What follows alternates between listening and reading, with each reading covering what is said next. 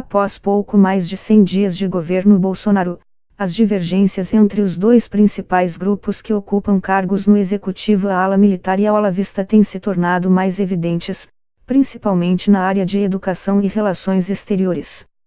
No vídeo, o guru ideológico do atual governo diz que o presidente é um mártir por aguentar os filhos da P ao redor dele. Segundo ele, os militares acabaram com a direita do país após tomar o poder, abrindo caminho para os comunistas assumirem depois. Eles criaram o PT, os milicos têm que começar por confessar seus erros antes de querer corrigir os erros dos outros, afirmou. Depois que o vídeo publicado no canal do presidente virou notícia, ele foi apagado. Nas páginas de Olavo de Carvalho nas redes sociais, um dos principais alvos de críticas tem sido o vice-presidente Hamilton Mourão, a quem o escritor de direita já chamou de idiota e chegou a sugerir que seria um traidor. Radicado nos Estados Unidos desde 2005, o escritor de 71 anos se popularizou ao criticar a esquerda e defender posições conservadoras em livros e nas mídias sociais nas últimas décadas. Nos últimos 2 anos, ele se aproximou dos filhos de Bolsonaro, principalmente do deputado federal Eduardo Bolsonaro e, em 2018, apoiou abertamente a candidatura do militar reformado.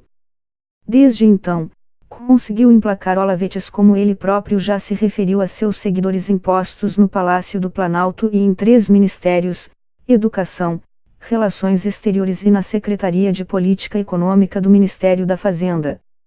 O capítulo mais recente da divisão entre esses dois grupos foi a disputa pelo comando do Ministério da Educação. Militares e seguidores de Olavo de Carvalho tentavam emplacar nomes seus para substituir o colombiano naturalizado brasileiro Ricardo Vélez Rodrigues, demitido após se desgastar com uma série de medidas e declarações polêmicas, como a de que iria rever material didático das escolas sobre o golpe militar de 1964. Bolsonaro acabou optando por Abraham Weintraub, diretor executivo do Centro de Estudos em Seguridade da Universidade Federal de São Paulo, Unifesp, ex-aluno de Olavo de Carvalho. A escolha de Weintraub foi vista por muitos como uma vitória da ala ideológica do governo, enquanto alguns acham que a opção por um nome não diretamente indicado pelo guru, embora ex-aluno dele, foi uma maneira que Bolsonaro encontrou para contornar a insatisfação dos militares. Mas, se o MEC se tornou o palco central do racha entre militares e olavistas, nas últimas semanas, a divergência entre os dois grupos esteve longe de se concentrar nesse ministério. Na área da educação, tanto os expoentes das Forças Armadas quanto o grupo de seguidores de Olavo de Carvalho compartilham da ideia de que a escola deve estimular o civismo, o patriotismo e a valorização de símbolos nacionais, como hino e bandeira. Mas a forma como isso deve ser feito é alvo de divergências. E, embora militares e parte dos indicados por Olavo de Carvalho acreditem que a visão predominante nos materiais didáticos das escolas sobre a ditadura militar seja, na visão deles, excessivamente negativa para as Forças Armadas, a maior parte dos militares impostos no governo não encara rever essa narrativa e trocar os livros escolares como prioridade.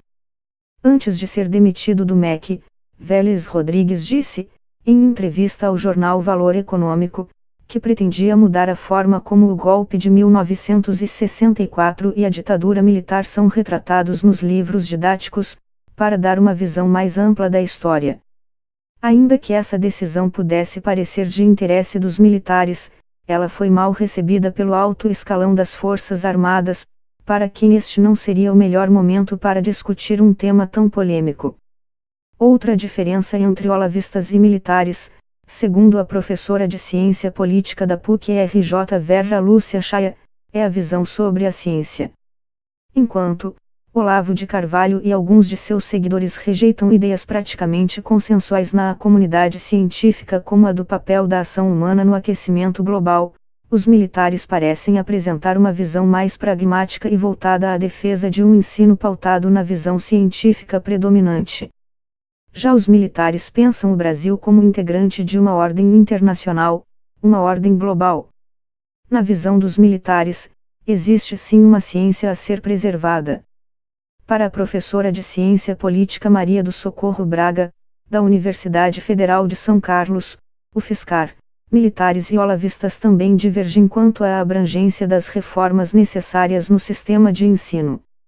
Os seguidores de Olavo de Carvalho defendem uma mudança ampla na metodologia de ensino das escolas brasileiras. Eles são particularmente contrários ao método construtivista, que entende que o aluno deve ser ensinado a aprender. Por essa metodologia, o aluno está no centro do processo de aprendizado e deve chegar ao conhecimento por si, tendo o professor como mediador. O objetivo é estimular não só o acúmulo de conteúdos, mas também uma reflexão crítica sobre o que é aprendido. Esse método se tornou alvo de ataques virulentos de Olavo de Carvalho e seus seguidores. Em seu blog, o guru do governo Bolsonaro escreveu que o socioconstrutivismo retarda a alfabetização dos alunos no Brasil e é instrumento do marxismo para transformar os alunos em agentes da transformação social. Bolsonaro, que compartilha de muitas das visões de Olavo de Carvalho, já defendeu que o ensino brasileiro deve focar na transmissão de conteúdos tradicionais, como português e matemática. Nós queremos uma garotada que comece não a se interessar por política, como é atualmente dentro das escolas, mas que comece a aprender coisas que possam levar a conquistar espaço no futuro, disse o presidente, na cerimônia de posse do novo ministro da Educação. Segundo a professora Maria do Socorro Braga, diferentemente dos olavistas, os militares não manifestaram o interesse de reformar o sistema educacional para promover o método tradicional de ensino baseado no conteúdo, na disciplina e tendo o professor como único transmissor do conhecimento. Os militares não compartilham dessa visão mais conservadora da educação. São favoráveis à disciplina e ao uso de símbolos nacionais, mas não estão fazendo um movimento para mudar as diretrizes da educação no país, afirmou. O general da reserva Eduardo Schneider, que já atuou no Gabinete de Segurança Institucional da Presidência em governos anteriores, avalia que o problema da educação brasileira, para os militares, não está na metodologia de ensino em si. Segundo ele, os próprios colégios militares priorizam um formato de ensino focado em levar o aluno a aprender por si, que estimula trabalhos em grupos e uma construção coletiva do conhecimento técnicas do modelo construtivista. Desde os 90 que mudou-se a orientação nas escolas militares para colocar o aluno no centro do processo de aprendizagem, seguindo a tese de que ele precisa aprender a aprender. Pesquisas apontam que esse método leva a um aprendizado com profundidade, disse. O problema é que alguns porta-vozes dessa metodologia, em algumas instituições do país, agregavam a essa construção mensagens políticas, opina o general da reserva, cujos 2 filhos estudaram em colégios militares. Indicado por Olavo de Carvalho, o ministro de Relações Exteriores, Ernesto Araújo, tem defendido, entre outros pontos, um alinhamento do Brasil com os Estados Unidos, distanciamento da China, aliança com Israel, e maior interferência brasileira na resolução da crise da Venezuela. Todos esses pontos são vistos com reserva pela ala militar, para quem a soberania do Brasil e os interesses comerciais e políticos do país devem preponderar nas decisões de impacto internacional. Especificamente no caso da aliança com os Estados Unidos, Bolsonaro tem se aproximado fortemente do presidente Donald Trump e aderido a críticas do governo americano à China, que enfrenta uma guerra comercial com os EUA. A questão é que os chineses são os principais parceiros comerciais do Brasil, comprando 30% das nossas commodities, como alimentos e matérias-primas. Embora os militares também optem por alianças com governos de direita e centro-direita, eles defendem que o Brasil adote uma postura de neutralidade em questões controversas, que permita ao país manter boas relações com gregos e troianos. A defesa dos militares é em relação à soberania nacional, sem alinhamento automático com os Estados Unidos e o governo Trump. Não é à toa que Mourão está circulando em várias partes do Brasil e visitando alguns países, como os Estados Unidos. Ele está manifestando essas posições divergentes do seu grupo em relação a Olavo de Carvalho, afirma a professora de Ciência Política da PUC-RJ Vera Lúcia Chaia. O general da reserva Eduardo Schneider diz que é natural que o Brasil busque uma relação mais próxima com os Estados Unidos, mas critica a possibilidade de um alinhamento automático, que pressupõe um apoio irrestrito. Talvez uma potência global como os Estados Unidos enxergue a China como um competidor global. Nós analisamos que é importante para o Brasil manter uma relação com a China, porque é um ator importante. Um conflito com a China não nos interessa de jeito nenhum, afirma Schneider, que já atuou em missões do Exército com Mourão e o general Santos Cruz, ministro-chefe da Secretaria de Governo. Essa visão é divergente da manifestada por Ernesto Araújo. No mês passado, em aula magna para alunos do Instituto Rio Branco, que forma novos diplomatas, o ministro de Relações Exteriores argumentou que o Brasil estagnou tendo a China como principal parceiro comercial. O Brasil foi o país que mais cresceu no mundo quando seu principal parceiro de desenvolvimento eram os EUA, e depois estagnou, quando desprezou essa parceria com os EUA e passou a buscar Europa, integração latino-americana, e, mais recentemente, o mundo pós-americano dos BRICS, disse. O movimento do governo brasileiro de aproximação com Israel também foi, até certo ponto, freado pelos militares. Inicialmente, Jair Bolsonaro manifestou a intenção de transferir a embaixada do Brasil de Tel Aviv para Jerusalém, seguindo os passos de Trump. Um dos filhos dele, o deputado federal Eduardo Bolsonaro, que é muito próximo de Olavo de Carvalho, chegou a publicar nas redes sociais que a transferência não era uma questão de se, mas de quando. Os israelenses reivindicam Jerusalém como capital do Estado de Israel. Mas a comunidade internacional e as Nações Unidas defendem que o status desse território seja definido em negociações de paz com os palestinos, que veem a parte oriental de Jerusalém como capital de um futuro Estado palestino. Por isso, os países, com exceção do EUA e da Guatemala, mantêm suas embaixadas em Tel Aviv, capital financeira de Israel.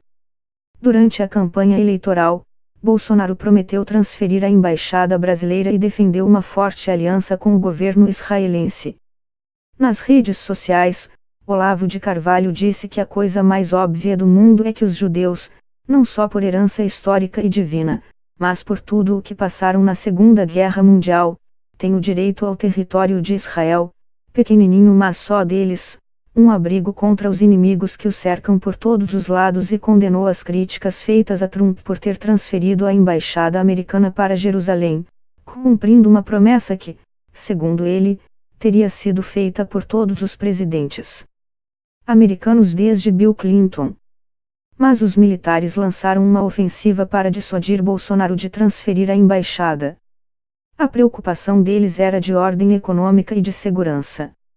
Por um lado, temiam uma reação dos países árabes, que importam cerca de 10% dos produtos agropecuários do Brasil.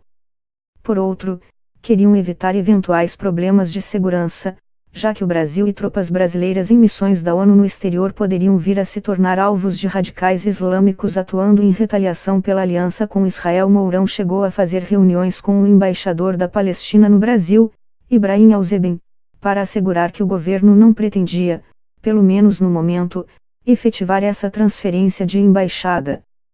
No final, Bolsonaro acabou optando, por enquanto, por abrir um escritório diplomático em Jerusalém, decisão que ainda assim gerou reações negativas de palestinos e do mundo árabe em geral.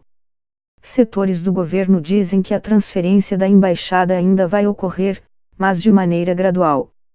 Enquanto o ministro de Relações Exteriores do Brasil defende uma postura mais enfática contra o regime de Nicolás Maduro, sem descartar eventual apoio a uma intervenção liderada pelos Estados Unidos, os militares brasileiros vêm repetindo que o governo deve se fiar em pressão diplomática e não em usar a força contra o país vizinho.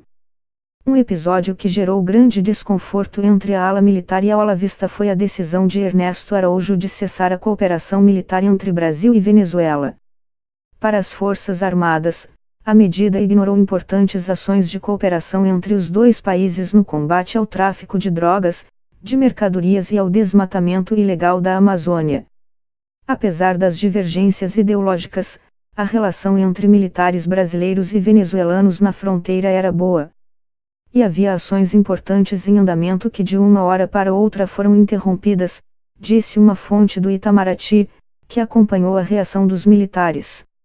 Durante visita aos Estados Unidos, No mês passado, Bolsonaro afirmou que o Brasil poderia dar apoio logístico aos americanos, caso decidam intervir militarmente na Venezuela para retirar Maduro do poder. A hipótese é vista com cautela pelos militares.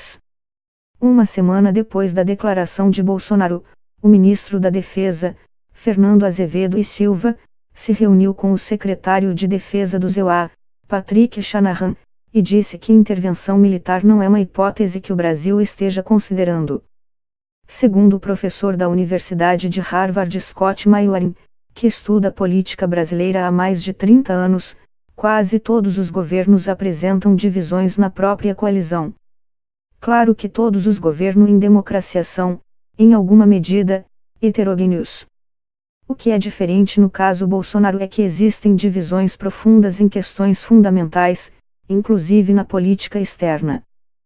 Segundo ele, em governos comandados por setores que discordam fortemente entre si, o que costuma acontecer é que, com o tempo, uma ala acabe derrotando a outra. O que normalmente ocorre é que, ao longo do tempo, há vencedores e derrotados. Ou seja, uma ala ganha maior controle sobre o governo que a outra, diz.